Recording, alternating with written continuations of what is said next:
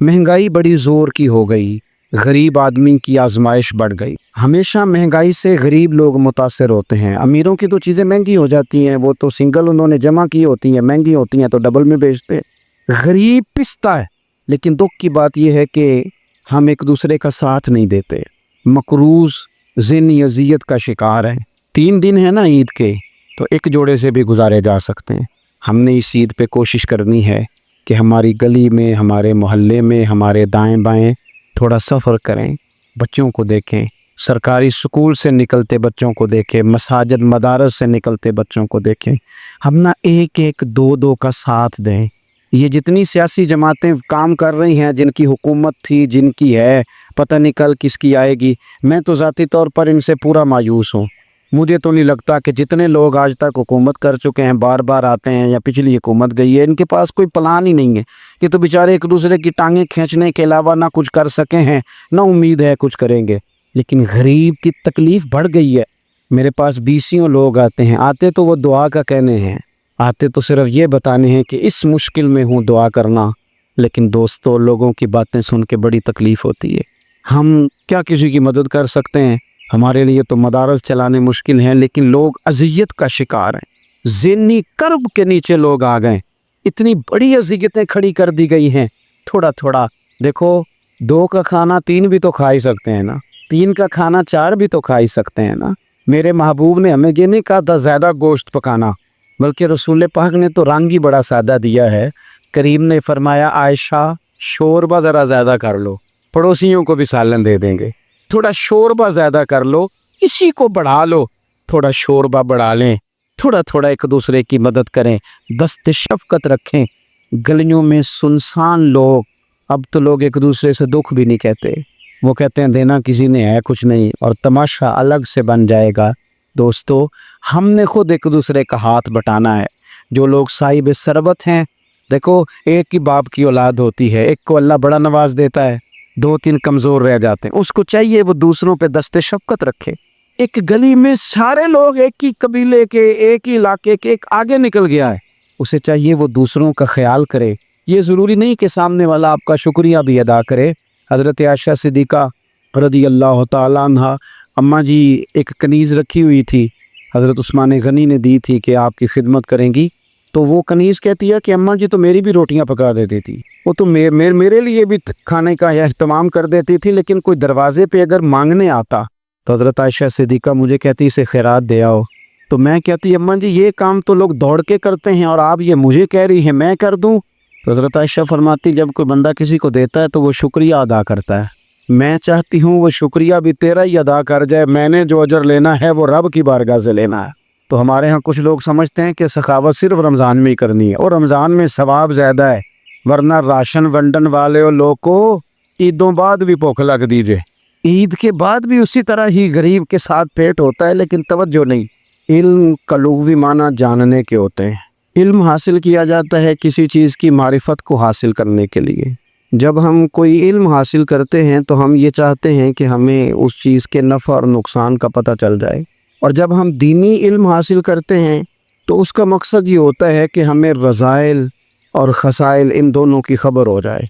खैर क्या है, शर क्या है, उसमें तमीज़ का मलका हमें नसीब हो जाए, अच्छाई और बुराई खुलकर हमारे सामने वाज़े हो जाए। ये मकसूद होता है इल्म से। इल्म से, तालीम से मकसद ज़्यादा बातें करना नहीं होता। एक आदमी बहुत ज़्यादा बातें करता है तो शायद बड़ा आलिम है, एक शख्स बहुत ज़्यादा गुफ्तगू करता है तो उसके पास मालूमात ज़्यादा, ऐसा नहीं। बल्कि हज़रत अब्दुल्ला इब्न मसूद रज़ी अल्लाह तआला अन्हु से जब किसी ने पूछा था कि बड़ा आलिम कौन होता है, तो आप फरमाने लगे जो रब से ज़्यादा डरे वो बड़ा आलिम है। और दलील उन्होंने ये दी कि अल्लाह करीम ने कुरान मजीद में फरमाया है कि इन्नमा यख्शल्लाह मिन इबादिहिल उलमा, अल्लाह के बंदों में से जो आलिम हैं वो रब से डरते हैं। तो दीनी तालीम, उसकी मालूमात हासिल करने की कोशिश करें, सही करें। कुरान मजीद की एक आयत करीमा का कुछ हिस्सा जो मैंने तिलावत किया, उसमें अल्लाह करीम ने फरमाया अपने महबूब से, कहा वकुर रब्बि ज़िदनी इल्मा, ए महबूब आप मेरी बारगाह में ये दुआ मांगें, आप ये अर्ज़ करें कि ए रब मेरे इल्म में इजाफ़ा कर दे, ए मालिक मेरे इल्म में इजाफ़ा कर दे। بہت ساری چیزیں ایسی ہوتی ہیں جن کی زیادتی ٹھیک نہیں ہوتی، وہ زیادہ ہو جائیں تو نقصان کرتی ہیں، لیکن علم ایک ایسی چیز ہے کہ جس کے بارے میں رب کریم نے کہا کہ محبوب آپ دعا مانگیں کہ آپ کو زیادہ علم دیا جائے۔ اور پھر علم ایک ایسی چیز ہے کہ کوئی بھی آدمی یہ دعویٰ نہ کرے کہ میں نے بڑا حاصل کر لیا ہے، میری اب تکمیل ہو گئی ہے، میں اب مکمل ہو گیا ہوں۔ جن کو اللہ نے غیب کے خزانوں کی کنجیاں دی ہیں نا، ان سے بھی رب کریم نے کہا ہے کہ محبوب آپ دعا کریں کہ مالک میرے علم میں اضافہ کر دے۔ تو جب وہاں تک یہ بات ہے تو پھر عام آدمی کو بھی چاہیے کہ وہ اپنی معلومات میں اضافے کا شوق پیدا کرے۔ اور تیسری بات یہ کہ جو حضور کے علم شریف پر بات کرتے ہیں وہ بھی اس آیت سے سیکھیں کہ حضور کا علم تو ہر روز رب اس میں اضافہ فرما رہا ہے، تو ہر روز اضافہ ہو رہا ہے۔ وَلَلْآخِرَةُ خَيْرٌ لَكَ مِنَ الْأُولَىٰ، ہر روز ترقی ہو رہی ہے حضور کے علم شریف کی بھی۔ تو ہمارے ہاں زیادہ تر لوگ بات اس لیے سیکھتے ہیں کہ میں کوئی کہیں سے مسئلہ سیکھوں گا پھر جا کے اپنی مسجد کے امام کو تنگ کروں گا کہ وہاں تو میں یہ سن کے آیا ہوں تو یہاں یہ کام کیوں نہیں ہوتا۔ میں کوئی بات سیکھوں گا تو پھر میں اس سے بحث کا دروازہ کھولوں گا۔ علم کا مطلب ہی اپنے آپ کو سنوارنا ہے۔ معلومات حاصل کرنے کا مطلب یہ کہ آپ کے عمل میں پختگی آئے، آپ کے کردار میں پختگی آئے، آپ نے جو سیکھا ہے آپ اس کے مطابق اپنے آپ کو ڈھالیں۔ مسلم شریف میں موجود ہے، نبی پاک صلی اللہ علیہ وسلم نے دعا مانگی ہے، اے اللہ میں اس علم سے تیری پناہ مانگتا ہوں جو علم تو ہو پر نفع والا نہ ہوگا۔ جس بندے کے علم نے اسے نفع نہیں دیا، وہ کچھ سیکھ نہیں سکا اس سے، تو اس کا علم کسی کو کیا نفع دے گا جب خود سے اس نے۔ اور صوفیہ کرام تو فرماتے ہیں کہ جو لوگ بڑی معلومات حاصل کر لیں، بڑی باتیں سیکھ لیں، پنچایت میں کسی کو بولنے نہ دیں، گھر میں کسی کو بولنے نہ دیں، بہت سارے لوگ تو علماء کو بھی مشورہ دیتے ہیں، بڑی باتیں کرے لیکن عمل کے لحاظ سے بندہ زیرو ہو تو اہل دل فرماتے ہیں اس کی صحبت سے بچو۔ اسے بڑا پتہ ہے، بڑی باتیں آتی ہیں، بڑی باتیں کرتا ہے، لیکن گفتگو کی حد تک تو بہت بڑا ہے، عمل کے معاملے میں صفر ہے۔ بہت سارے لوگ مسجد کے حجرے میں میٹنگ ہو رہی ہوتی ہے اور وہ لمبی لمبی دلیلیں اور مشورے دے رہے ہوتے ہیں، نماز کا ٹائم آ جائے تو اٹھ کے چلے جاتے ہیں، کہتے ہیں میں اپنے محلے دی مسیتیں پڑھنی۔ کئیوں کو کام یاد آ جاتا ہے۔ فرمایا کہ شخص کے پاس معلومات بڑی ہوں لیکن عمل کے معاملے میں بندہ زیرو ہو تو اسے بچنا کیوں؟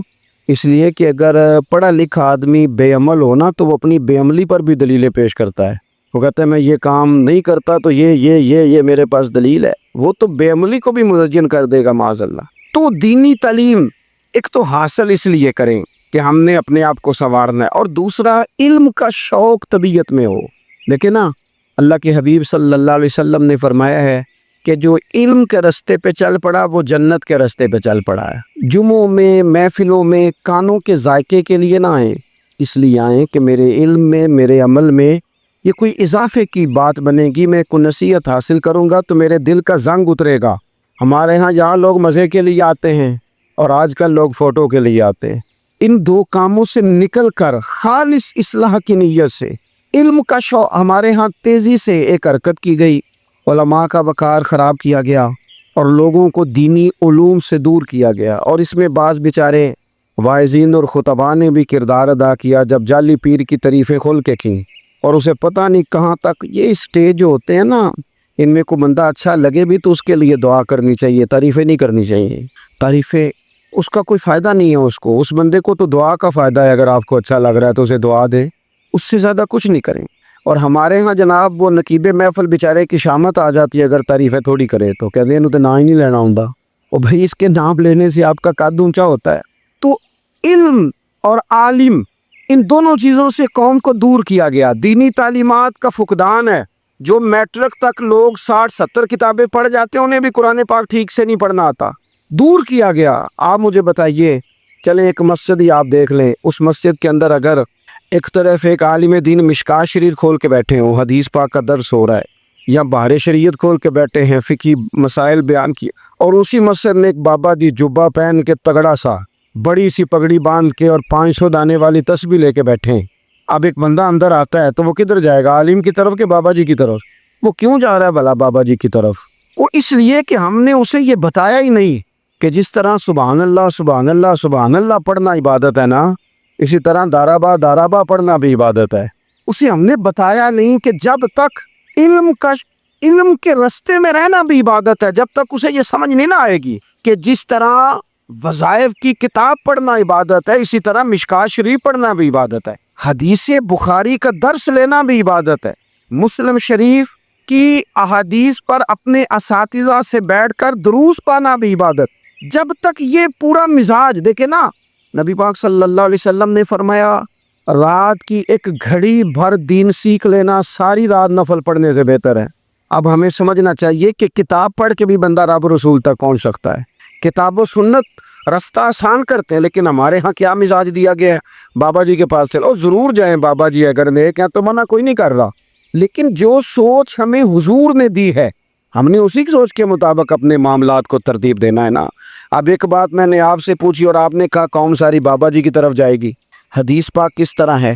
اللہ کے محبوب مسجد شریف میں تشریف لائے، دونوں جانب لوگوں کے حلقے بنے ہوئے ہیں، لوگ بیٹھے ہوئے ہیں، ایک حلقے میں لوگ اللہ کی یاد کر رہے ہیں، ذکر ہو رہا ہے، ایک حلقے میں بیٹھ کے ایک عالم کتاب و سنت کا درس دے رہے ہیں، ایک صحابی اور باقی سن رہے ہیں۔ خاص توجہ کریں نوجوان میری بات پر، رسول کریم صلی اللہ علیہ وسلم دونوں کے بیچ کھڑے ہو گئے اور کریم نے فرمایا دونوں محفلیں خیر کی ہیں، دونوں ہی حلقے خیر کے ہیں۔ اور پھر حضور فرمانے لگے مجھے چونکہ رب نے استاد بنا کے بھیجا ہے، میں چونکہ معلم بن کے آیا ہوں، یتلو علیکم آیاتنا ویزکیکم، میں چونکہ کتاب و سنت کی تعلیم کے لیے آیا ہوں۔ یہ لفظ کہتے کہتے حضور اس جماعت میں بیٹھ گئے جو دین پڑھ اور پڑھا رہی تھی۔ حضور وہاں بیٹھے جہاں بات دین کی ہو رہی، جہاں لوگوں کو اللہ رسول کی بات بتائی جا رہی۔ تو جمعے میں وقت پہ آئیں، اپنی دینی معلومات مضبوط کریں اور اپنے لیے مضبوط کریں۔ میں آپ کو بڑے درد سے یہ بات عرض کرتا ہوں، اگر دن میں 100 لوگ مسئلہ پوچھتے ہیں نا شریعت کا، تو ان میں 95 لوگ وہ ہوتے ہیں جو طلاق کا مسئلہ پوچھتے ہیں۔ والد صاحب نے، بیٹی کے والد صاحب نے 2 مہینے پہلے آرڈر دیا ہوتا ہے فرنیچر کا، بیٹے کی شادی ہو تو مہینہ پہلے شیروانی والے کو بھی کہنا پڑتا ہے، گاڑیاں بک کرانی پڑتی ہیں، میرج ہال بک، یہ سارے لوازمات ہم کرتے ہیں، سارا کچھ کیا۔ گاڑی سے گھر بسنا ہے، میرج ہال سے بسنا ہے، فرنیچر سے بسنا ہے، ہم نے سارا کچھ ان کو بتایا، لیکن کاش 2 گھنٹے بچی کسی معلمہ کے پاس جاتی، بچہ کسی استاد کے پاس جاتا، نکاح طلاق کے مسئلے بھی سیکھتے۔ میں دعوے سے کہتا ہوں اگر ہمیں پتہ چل جائے کہ 3 طلاقیں اکٹھی نہیں دینی چاہیے، کیونکہ دے دیں تو ہو جاتی ہیں، اگر ہمیں سمجھ آ جائے کہ نہیں دینی چاہیے، یہ مسئلہ بیان ہو، اور یہ والے مسئلے محفلوں میں بھی نہیں بیان کر سکتے، اس لیے کہ لوگ کہیں گے یہ مسئلہ تو وہ بیان کریں گے، اس پہ نعرے لگیں گے، آپ قوم کو یہ کیا بتا رہے ہیں، یہ تو چھوٹا عالم بتاتا ہے معاذ اللہ اس طرح کی باتیں، تو بڑی بڑی کوئی نقطے کی بات بتائیں۔ اور اس طرح ہمارے ہاں وہ 1 گھنٹہ پہلے نہیں کہتے تگڑے ہو جو میں جملہ دینے لگا، وہ پتہ نہیں جملہ آ رہا ہے کہ ایٹم بم آ رہا ہے، تہار ہو جائے جو میرا جملہ ضائع نہ کرنا، ادھر بھاگ کے چلا گیا ادھر بھاگ کے آ جاؤ، اللہ جانے وہ جس کا کبھی لگتا ہے نا پٹاری سے اللہ جانے کیا نکلے گا، میں جملہ دینے لگا ہوں، تو میں کہتا ہوں تو آرام سے بیٹھ کے بھی جملہ دے دے، تیرے جملے سے کیا نکلے گا، اور تو جملہ نہ دے ہمیں کوئی آیت دے، تو جملہ چھوڑ ہمیں کوئی حدیث پاک سنا، یعنی ہر نقیب، ہر خطیب، ہر نعت خواہ اٹھ کے کہتا ہے سارا قرآن ہی حضور کی تعریف ہے۔ اور بھئی اگر سارا قرآن حضور کی تعریف ہے تو چند آیتیں پڑھ دے، پھر تو نے پڑھی تو ایک بھی نہیں اور تو کہتا جا رہا ہے سارا قرآن ہی حضور کی تعریف ہے۔ یہ والی تعریف بھی تو سنانا قوم کو، جو یہ بچے ان کے استاد انہیں سکھا رہے ہیں اور یہ سیکھ رہے ہیں، اس طرف بھی تو سفر کریں۔ تو میرے عزیز، اگر لوگوں کو مسائل کا پتہ چلے تو سینکڑوں گھر بچ جائیں تباہ ہونے سے، بڑے بڑے گھر بچ جائیں، لیکن مسائل نہیں آتے۔ میرے پاس مسئلہ پوچھنے کے لیے کچھ لوگ آ گئے تو 4-5 سال کا بچہ بھی تھا جس کے والد نے غصے میں اپنی بیوی کو 3 طلاقیں دی تھی، تو چھوٹا سا بچہ، کپڑے بھی پھٹے پرانے، اور حالت بتا رہی تھی کہ غریبی ہے۔ تو جب میں نے مسئلہ بتایا کہ 3 طلاقیں ہو گئی ہیں تو واپس جانے لگے، تو بچہ مجھ سے کہتا ہے، دیہاتی آدمی تو کہنے لگا مولوی صاحب میری اماں تے نانی کہنی اسن پوچھ کے آئیں آپ کہ ہن اسی علیحدہ علیحدہ ہی رہنا ہے۔ تو اس بچے کی نونہال کی وہ کیفیت دیکھی تو میں رو پڑا۔ میں نے کہا یار یہ بچہ بیچارہ ماں باپ کے ہوتے ہوئے یہ یتیموں جیسی زندگی گزارے گا کیونکہ باپ نے طلاق دے دی، کس طرح؟ مسائل نہیں بتائے لوگوں کو، تعلیم سے آگاہی نہیں کیا، اور اس میں بہت بڑا ظلم ہے ان لوگوں کا بھی جو جنازے پہ کھڑے ہو کے تو کہہ دیتے ہیں، میری طرح کے لوگ اچھے علماء کی بات نہیں کرتا، وہ کہہ دیتے ہیں دیکھو جن لوگوں کو جنازہ نہیں آتا، بھئی آپ نے کس دن عشاء کے بعد کلاس لگائی تھی جنازہ سکھانے کی؟ یہ تو آپ نے کہہ دیا لوگوں کو قرآن کی ٹھیک نہیں آتا، تو یہاں تو بیچاری بیبیاں جن کو صحیح پڑھنا نہیں آتا وہ مشن بنا لیتی ہیں کہ میں نے اتنے 100 کو قرآن پاک پڑھانا ہے۔ बेवा हो गई हूँ, तलाक याफ्ता हो गई हूँ, सारी जिंदगी कुरान पढ़ाऊंगी। हम क्यों ये मिशन नहीं बनाते, क्यों इस तरफ सफ़र नहीं करते? एक तो दीनी मालूमात में, दीनी उलूम में अपने आप को लगाएं और ज़ौक़ पैदा करें कि जो चीज़ें मुझे नहीं आती मैंने वो सीखनी है, जो मामलात मुझे नहीं आते मैंने उनकी तरफ सफ़र करना है। एक तो अपना ये मिजाज बनाएं। और जब आप दीनी उलूम सीखते हैं तो पता है कौन सा मंज़र कायम होता है? मंज़र वो बनता है कि हज़रत अबू हुरैरा भी दीन सीखा करते थे, हज़रत अब्दुल्ला इब्न उमर भी असहाबे सुफ़ा में रहा करते थे, हज़रत अनस बिन मालिक भी रहा करते थे। और ऐसा मंज़र बनता है कि हज़रत सैयदा खतीजतुल कुबरा रज़ी अल्लाह तआला अन्हा फरमाती हैं, सैयदा फ़ातिमा हुज़ूर की गोद में बैठी होती थी और नबी पाक से बातें पूछती थी और हुज़ूर उन्हें बता रहे होते। सैयदा आयशा हुज़ूर से दीन की बातें पूछती। चौथा हिस्सा हमारी फ़िक़्ह के उसूल हज़रत फ़ातिमा की, हज़रत आयशा सिद्दीक़ा की मरवियात पर मबनी है। अगर हमारी बच्चियां छोड़ दें डाइजेस्ट पढ़ना, छोड़ दें इधर उधर की मूवी देखना और वो किताब व सुन्नत पर आ जाएं, तो बहुत सारे मसाइल ऐसे हैं जो उलझने से पहले ही सुलझे हुए हों। दीनी तालीम का मिजाज और ज़ौक़। और दूसरी आयत करीमा मैंने तिलावत की, अल्लाह करीम ने कुरान मजीद में फरमाया, या अय्युहल्लज़ीना आमनू कू अनफुसकुम व अहलीकुम नारा, है ईमान वालों खुद भी दोज़ख की आग से बचो और अपने घर वालों को भी बचाओ। ओ वालिद, वो माँ जो बच्चों को भूख से बचाने के लिए मेहनत करती है, उनको मायूसी से बहुत सारे माँ बाप ऐसे होते हैं जिनके पास कपड़े लेने के पैसे नहीं होते ईद पे। क्यों? अजान शुरू हो गई। अजीज़ भाई, जिस तरह हम अपने बच्चों को देखें, बहुत सारे माँ बाप के पास गुंजाइश नहीं होती, लेकिन इस नीयत से कि बच्चों के दिल टूट जाएंगे, ईद पे कैसे गुजारा करेंगे, मुश्किल से भी कपड़े ख़रीद के देते। इस तरह हम अपने बच्चों को भूख से, प्यास से, मायूसी से बचाते हैं। इस तरह हमारे रब ने हमारे ज़िम्मे लगाया कि तुम अपने बच्चों को कोशिश करो दोज़ख की आग से बचाने की। हज़रत उमर फ़ारूक रज़ी अल्लाह तआला अन्हु ने अर्ज़ किया था, या रसूल अल्लाह सल्लल्लाहु तआला अलैहि वसल्लम, इस आया करीमा का माना क्या है? तो महबूब करीम अलैहिस्सलाम ने फरमाया, उमर, जिन चीज़ों का अल्लाह तुम्हें हुक्म देता है तुम अपने घर वालों को उन चीज़ों का हुक्म दो। जिन चीज़ों से रब रसूल तुम्हें मना करते हैं अपने घर वालों को उनसे रोको। अपने घर के अंदर निफाज़े दीन करने की कोशिश करो। मेरे भाई, बहुत ज़्यादा आजमाइश है हमारे घरों में, बेचैनियाँ हैं, इस्तराब है, बच्चों में सख्ती है, बहन भाई एक दूसरे के साथ लड़ते हैं, मिजाजों में तलखी आ गई। क्यों भला? इसलिए कि माँ बाप को जो बेहतरीन किरदार और जो हसीन तरीका घर में अपनाना चाहिए था, बच्चे तकरीब बाहर से सुनते हैं लेकिन वो फॉलो अपने माँ बाप को करते हैं। अगर माँ बाप में हौसला हो, सब्र हो, इत्मीनान हो, खुददारी हो, थोड़े पर गुजारा करने का मिजाज हो। देखे ना, आज डिप्रेशन है, टेंशन है, पैनिक्स अटैक्स हैं, बड़ी सारी चीज़ें आ गई हैं। क्यों भला? सब्र नहीं, तहम्मुल नहीं, बुर्दबारी नहीं। आजमाए। एक दिन एक बच्चा मेरे पास आ गया मदरसे का और आके वो रोने लगा। मेरे घर वाले कहने लगे, खाना छोड़ दें, पहले इसकी बात सुन ले। मैंने कहा, पुत्र क्या हुआ? किसी ने मारा है? किसी उस्ताद ने? कहने लगे, नहीं हजरत, घर फ़ोन किया था तो मेरी अम्मा और अब्बा की लड़ाई हो रही है। बच्चा कांप रहा है, टांगे कांप रही। मैंने कहा, क्या हो क्या गया तुम्हें पुत्र? लड़ाई हो रही है तो घरों में हो ही जाती है। कहने लगे, नहीं आपको पता नहीं, वो बड़ा सख्त लड़ते हैं। मेरे वालिद जब मेरी वालदा को मारने के लिए आगे बढ़ते हैं तो हम सारे चार पहियों के नीचे छुप जाते हैं, हमें खौफ आता है, वो मंजर खतरनाक होता है। ये कौन तकलीफ दे रहा है अपने बच्चों को? यहाँ बैठे हमारे यहाँ मीलों दूर रहते थे उसके घर वाले, तो वो तकलीफ में था, तो घर में क्या कैफियत होगी? अगर हौसला हो, सब्र हो, कनात हो, अल्लाह के दिए हुए थोड़े रिस्क पर हमें राजी रहना आता हो, हमारे घरों में सुकून आए, इत्मीनान आए, हम जो ज़िंदगी बड़ी खुशी खुशी गुजार सकते हैं। हमारे मिजाजों का लालच, हमारी तबीयतों की बेराह रवी, हमारी झूठी अना का बुत, उन सारी चीज़ों को ख़त्म कर देता है।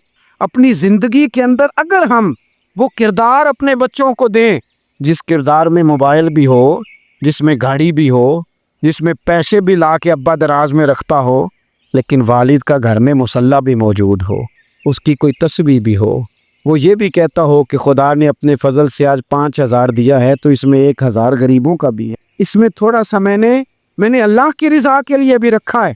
अगर कोई मुश्किल आ जाए तो वो बाप और माँ को सब्र करता हुआ देखते हो। अगर एक बाप कर बात करे तो दूसरा बर्दाश्त करता हो। खुदारा अपनी औलादों को इस अजियत का शिकार न करो।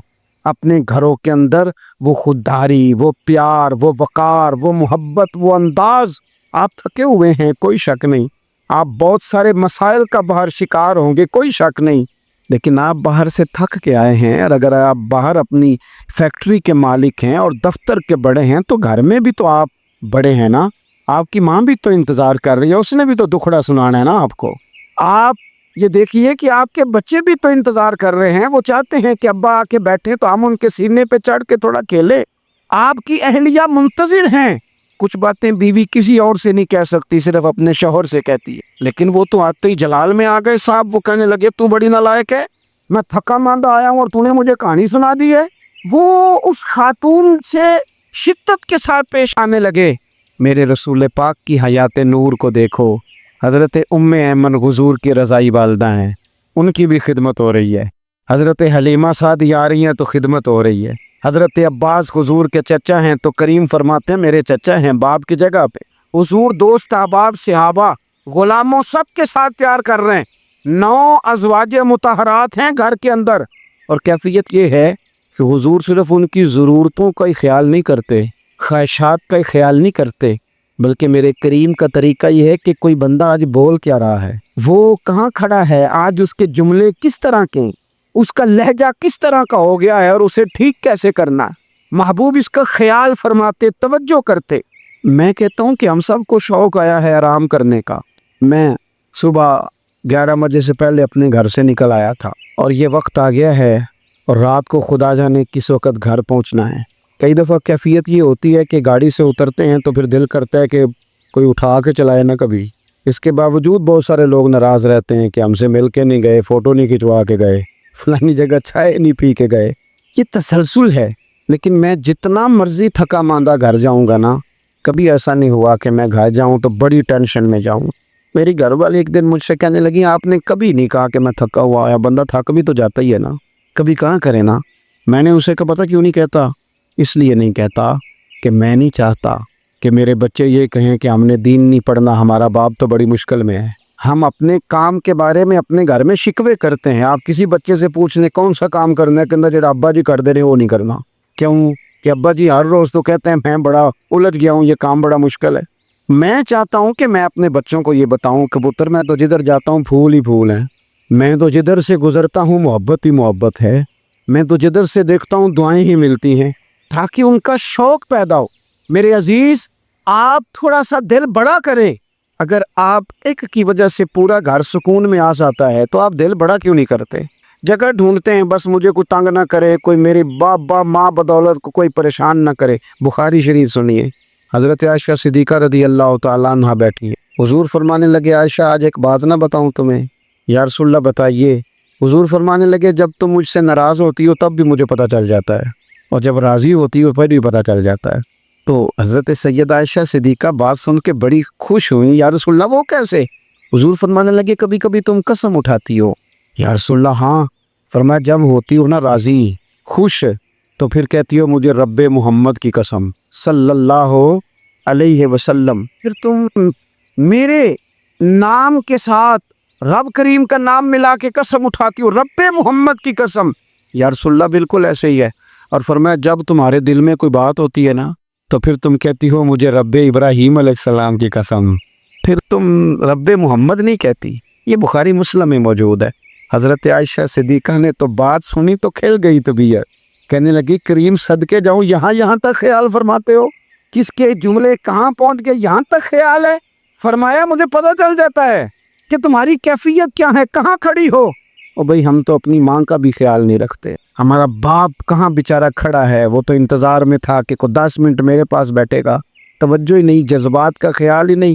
حضرت عائشہ صدیقہ بات سن کے عرض کرنے لگے یا رسول اللہ مجھے رب محمد کی قسم ہو، میں صرف نام چھوڑتی ہوں، میرے دل میں ہر وقت مدینے والے محبوب ہی رہتے ہیں، نام ہی چھوڑتی ہوں صرف. او میرے دوست تھوڑا سا جا. اور دوسرا عرض کروں گا دولت اگر بہت اعلی چیز ہوتی نا، بہت قیمتی، تو سب سے زیادہ سیدہ عائشہ کے گھر میں ہوتی. اگر پیسوں سے ہی سوکھ کھاتا تو پیسے سب سے زیادہ حضرت فاطمہ الزہرا کے کاشانہ نور میں ہوتے. او میرے بھائیوں سونا وقت محبتوں سے گزارا جا سکتا ہے. او بھائی میں نے تو اپنے گھر میں یہ دیکھا کہ میرے والد صاحب گرمی آتی تو فرماتے او لو بھائی تانوں پرواہ نہیں میں تواڈے پڑھولے چ دانے پا دیتے نے تے تواڈی ماں نے مرتبہ نے تے چار پا دیتا ہے، لو اب تمہیں کہیں جانے کی ضرورت نہیں پڑے گی۔ اس پہ بھی وقت بڑا اچھا گزرتا تھا، اس پہ بھی ٹائم بڑا اچھا۔ 6 کھانے کھا کے بچے نخرے کر رہے ہیں۔ میں نے اپنے والد صاحب سے ایک دن کہا میں کہ ابا جی تانوں پسند کی ہے؟ فرمان لگے پتر جے تے لگی ہوئے بھوک پھر تے ہر شے ہی، اور اگر بھوک نہ ہو تو پھر نخرے نخرے ہیں، پھر کیا پسند ہونا ہے؟ طبیعت نہیں، اپنے گھروں میں اپنے دوستوں میں اطمینان پیدا کریں، اضطراب سے باہر آئیں۔ اور ایک بات اور عرض کرنی ہے، یاد رکھنا تقریر باہر چلتی ہے، گھر میں نہیں چلتی، گھر میں عمل چلتا ہے۔